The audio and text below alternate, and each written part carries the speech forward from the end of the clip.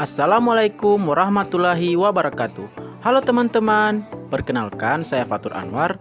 Di sini saya akan melakukan mini riset mengenai analisis dampak implementasi PPN 11% bagi pelaku usaha mikro, kecil dan menengah di Kota Gorontalo. Penelitian ini bertujuan untuk menganalisis dampak penerapan PPN 11% terhadap pelaku usaha mikro, kecil dan menengah di Kota Gorontalo.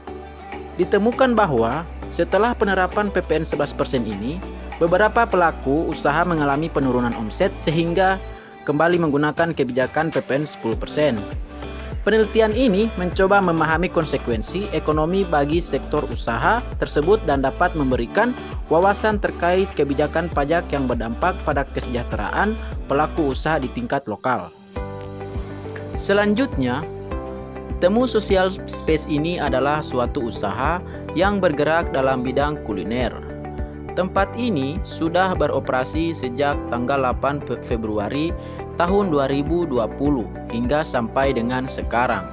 Temu Social Space ini terletak di Jalan Kalimantan, Kota Gorontalo.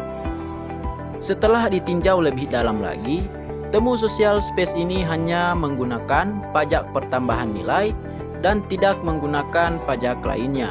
Selain itu, pajak yang digunakan pada Temu Social Space adalah pajak pertambahan nilai 10%. Sebelum mereka menerapkan 10% ini, mereka juga pernah menerapkan pajak 11%. Dan sejak saat itu, Temu Sosial sudah tidak lagi menerapkan pajak 11% karena mengakibatkan penurunan omset yang sangat signifikan sehingga pada akhirnya memutuskan kembali menerapkan PPN 10%.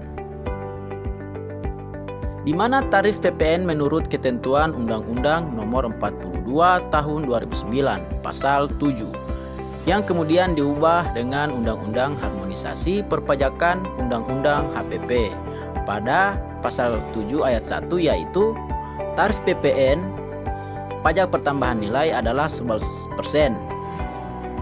Dua tarif PPN pajak pertambahan nilai 12% paling lambat 1 Januari 2025. Perubahan tarif PPN pajak pertambahan nilai diatur dalam PP bersama DPR dalam RAPBN.